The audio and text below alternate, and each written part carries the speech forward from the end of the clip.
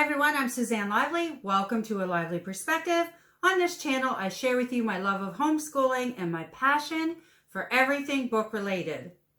Today's video is an exciting one. I'm going to share with you all the witchy books for that young reader in your life who loves and can't get enough of witches. The majority of these books I'm about to show you are new to us. Now I'm going to show you some middle grade books, some fiction, as well as graphic novels. A lot of these books cover a cross section of ages, so I will let you know my opinion of which age for which book as I go through. But I thought I would start off with the graphic novels and then move into middle grade, ending with some of the nonfiction books that I think you might like. Now, I had a lot of fun in the graphic novel section this season. I found some new books and some old for my daughter and for myself, because a couple of them I've been wanting for quite a while. I've seen them on BookTube, and I'll start off with one of those. This one is called Witches of Brooklyn, and it's by Sophie Ascabaz. And we did read part of this. We got it from the library. We never did get to finish it, but loved it. And I have to say, this year when I brought it home, Vivian squealed with excitement. So definitely I get an A+ for this purchase. And this is about Effie, who ends up moving to Brooklyn with her aunts, and they are weird. And it turns out they are weird because they are witches. And life is about to get more interesting because Effie wonders if she has magic. Now, they just released, I think this month or in September, the second book in this series. Definitely going to be picking that up. The next graphic novel that I picked up is The Witch Boy. Now, I had this in and out of my cart so many times in the past year, and I finally grabbed it, and it was everything I hoped. I'm looking for, I think there was like 3 or 4 more in this series, and I'm definitely going to be checking those out as well. Now, this is by Molly Knox Ostertag, and this is called The Witch Boy. So in this family, his name is Aster. And in this family, the Asters grow up to be shapeshifters and the girls grow up to be witches, and never the twain shall meet. It is unacceptable for a boy to be a witch and vice versa. And this little guy, Aster, is very determined that he wants to be a witch, and he is secretly conducting spells and that sort of thing. And yeah, so it's his journey of discovery with that and the family's acceptance of that as time goes on. I'll just give you a little peek inside. Now, my daughter just turned 8, and she could read this book on her own, and I'm totally comfortable with her reading this content, and this is definitely okay for her age as well. And I'm just trying to think, I think they were all kind of rated like on one of the sites as 8 and above, or no ages whatsoever. And I would say these two totally fine for, I would have read these to my daughter. I did read this part of this one to my daughter last year when she was 7, no problem. Now, I mentioned that because the next book I picked up is the first in a huge series, and I think this is a re-release if my reading did not lead me astray. And these are Disney books, and there's, I forget how many, there's quite a few of this. This is the first one. And I would say this is too old for my daughter in terms of content. There's just dating, and the way the girls are interacting with each other just seems a little bit old for her. I started to read it with her, and this is one I think she'll love eventually, but I'm putting aside. So this is The Power of 5, just so you know what it is in case you have older girls, because look at this. I love the color and the illustrations in here. And the story sounds phenomenal. It's just on the cusp in terms of content. There's nothing, they're not getting into too detail. It's just, yeah. Okay. So this says, I'm going to read you the back. The Power of 5. 12 portals have opened up between Earth and the dark world of Metamore. And it's weakening the mystic veil that separates the humans from these, that separates the two, and what protects humanity from an evil that threatens to consume it. So 5 girls have been chosen as guardians to stand against this menace. And they're each gifted with power of the elements. I think that, I love that, really appealed to me as well. And yeah, it's really popular, and I think for a reason. Anyway, if you have experience with these, please let us know in the comments below what your thoughts are in terms of age appropriateness. I mean, I know that everybody's has a different scale for that, but all opinions are welcome. Please be nice. I'd love to know. And like I said, I might read this on my own and change my mind. We'll see. Okay, the next one is definitely age appropriate for a lot of different ages, and this is called Hooky. Now, this was based on a webtoon, which I didn't actually know what that was till I brought this home and saw the comments and looked it up. Webtoon is a site where you can read different comics for free. It started in Korea, I believe, and now it's across the world. And this is like episodes 1 to 70, I believe. They put them all in here. And it's so adorable. We started to read it, and I wanted to spend the whole afternoon going through this. Anyway, this is two twins, one prophecy, a whole lot of hijinks. Now, the twins, they're 12 years old, and they're Danny and Dorian, and they missed the bus to magic school. And so now they're trying to get a mentor and to get somebody to train them. Their parents will kill them because they missed school, so they're refusing to go home. And it turns out that they end up releasing, like, and causing all kinds of havoc in the magic world. Now some of the strongest witches are chasing them and trying to get to them because, oh yes, because they are seeking the prophesized king of witches and royals, and the royals are searching for the missing princess. The twins, they don't know who to trust. And they end up having some help from a local troublemaker, a princess, and a teacher who can see the future on their side. And the twins might just clear their names, but can they heal the kingdom? Anyway, it looks really adorable, and happy I saw this in the store. All right, one final graphic novel, and this one is The Witches, and this is based on Roald Dahl's book, The Witches. So this is what kind of started this whole video for me. I went to grab this for my daughter when I saw that it was out because she loved The Witches. We read Roald Dahl's Witches last year and watched the movie. I thought she would really love this. And so obviously you can decide what age that is for. I think this is totally appropriate for all kids. Surprisingly, my daughter had absolutely no interest in this because she had read it and watched the movies and everything. And sometimes that's totally fine. But in this case, she wasn't interested. So, but I think the book is absolutely gorgeous, which is why I'm showing it to you. And in case you haven't read it, or if your kids don't care, there's definitely an option for the season.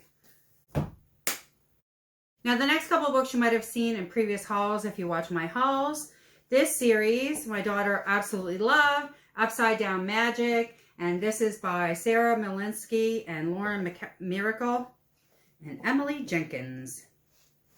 So this is about a group of kids that go away to magic school, and everything they do is upside down. So they're not allowed to go to the regular school. They're kind of shuffled off to be taught separate because, for example, if they're supposed to fly forward, they'll fly backwards. Everything is upside down.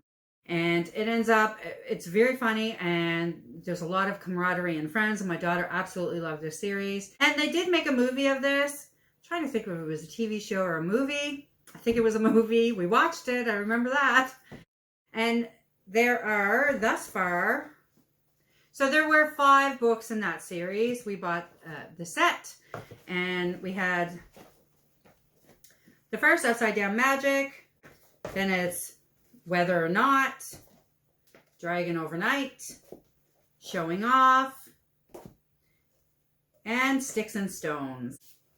This I picked up. It's new to us, and this is book 1. There's 2 of these books out in the series thus far. I only picked up number 1 because I wanted to see if we enjoyed it before I bought the second one. And we haven't read any of this, so I can only tell you what I've read on the back for this one. It had great reviews, so I thought I'd check it out. It's Ava Evergreen, Semi-Magical Witch. Sometimes all you need is a pinch of magic. And this is by Julie Abe. And Ava wants to pass her trials to become a full-fledged witch, but she only has a sprinkle of magic and she doesn't have enough. Yeah, so she has to do that test on her 13th birthday, and she also ends up in a small, tranquil coastal town of Ottaray, and the residents expect a powerful witch, not a semi-magical girl. So we'll see if she has enough magic in her veins to save the town. If you've read this, definitely let us know. But like I said, it sounds good. And if you're into witches, there's another middle grade. The last set of middle grade books that I have to do with witches, and again, you might have seen some of these in a previous haul. I had purchased these from Book Outlet, and I was missing one of these books, and I ended up ordering it online. That came in a couple weeks ago, and I never did do a haul for that, so here it is. Actually, there's a lot in this could be a haul because most of these books are new to us, and I purchased for this season. So this is The Power of Poppy Pendle, and this is the Poppy Pendle series by Natasha Lowe. And there's 4 books thus far in the series, and this first one is about Poppy Pendle, who is the granddaughter of a very famous witch, and she was born in a bakery and wants to be a baker desperately, but her parents are really excited that she gets to go to this famous school where her grandmother did so well. She's the first witch in, I don't know, 2 or 3 generations that had any power. And so they want her to become a witch, and she is effortlessly gaining all these skills as a witch, but she really wants to bake. We're only a quarter of the way through this. Absolutely adorable. It is so cute. I wanted to gobble it up. If you really want a cozy, cuddle up read for your son or daughter, and you guys are into witches, definitely check out this series. My understanding is that although it's all happening in the same place, that you don't necessarily, these stories are not really connected. Yeah, so they're definitely, my understanding is they're all happening in the same world, but they're not necessarily connected. Like you don't have to read them in any particular order. That's my understanding. Like I said, we're only a quarter of the way through the first one, but just so you know what's in this series, even the pictures are really cute. Look at that. The Daring of Della Dupree. Then we have The Marvelous Magic of Miss Mabel. And The Courage of Kat Campbell. Those were in no particular order, by the way. I can't remember in what order they came. Look, aren't they pretty? The spines. Even the spines are pretty, and they make me happy. Look at that gold. The last books I'm going to share with you are nonfiction. I say that because the first little one I'm going to share with you is called The Little Witch's Book of Spells. And this is by Ariel Cusby, and the art is by Olga Bermert. And I saw this on Morgan Long's channel, if you follow her, and I knew we had to have it. It just looks so beautiful and cozy. And once I had it, I realized I was so grateful, because if you have a little girl or boy that's interested in witches, I almost said just little girls. It could be like that comic book. Little boys interested too. Yeah, look at the illustrations. And what I love about this is there's a lot of spells in here for witches, but they really focus on, it's all positivity and love and friendship, and the ingredients are already in your house. And it's just so simple. How to find your magical pose, furry friend spell, success, wish on a star spell. My cat is eating in the background. We're going to continue on. If you hear crunching and weird sounds, that's what it is. Look, happiness. This I think is really beautiful. It really wouldn't matter what age, from really young to teenager. I think it's a great gift. I am excited to read it and to have it on our shelves. And it's like I said, it's beautiful and very uplifting. The last book I'm going to show you is called Season of the Witch. Now, this particular book we bought last season and last year, and I absolutely love this book, and I'm going to put it in our morning basket for October. We always do a book that falls under the umbrella that I call Women's Studies, and this is going to be the one for October. And like I said, it's Season of the Witch, A Spellbinding History of Witches and Other Magical Folk. And this is by Matt Ralphs and Nuria Tamari. And this is the Flying Eye books. Now, I mentioned the Flying Eye books in a previous book because we just received another one of their books in a series I'm collecting. And absolutely love Flying Eye books. Check out that publisher. If you like illustrated graphics, definitely check them out. illustrated graphics. Is that the same thing? I meant illustrated novels. All right, one of the things I love about this is all based on history. Now, it's limited in terms of what's involved in here. Obviously, look at the size of it. But it definitely had some really interesting information. Ancient Mesopotamian magic, ancient Egyptian magic, and Slavic magic, Norse magic, medieval, South African, Japanese, and modern day magic. So I felt I had a little bit of everything, which was kind of neat. And in terms of history, we're doing we started a history of the world this year for our history. So again, this kind of ties in as well. Ancient Mesopotamian magic. Like, look at these. What a witch looks like. Ancient Egyptian. Books of the Dead. Yeah, ancient Greece. So really, and then cauldrons and potions. Yeah, okay, so last year, this must be where we read to in the book. But we won't remember that well, so I'm going to start again this year. And then it ends with, look, even, oh, geez, I just love that. Look at that. They have a page on the Salem witch trials. Yeah, highly recommend this one. So in terms of nonfiction, these two are definitely my fave. And if you like middle grade, I hope there was something there for you. The other series I would recommend is called The Worst Witch. My daughter loves those. And to be honest, I searched high and low in this house for that series because I know I hid a set of those books for my daughter for Christmas. And now I'm starting to wonder if I actually ordered them. But I did look on Book Outlet today. As of today, they still have a set of those books on Book Outlet. So if you want The Worst Witch, check it out. The pricing is amazing on there. I'll leave a link below. If it's your first order, definitely hit that link because you get $10 off. And yeah, so I hope you found, if you're into graphic novels at all, I hope there was something there for you. If so, please let me know in the comments below if you're going to check out one of these books for yourself and your family. It always makes me feel good and encourages me to keep making these videos.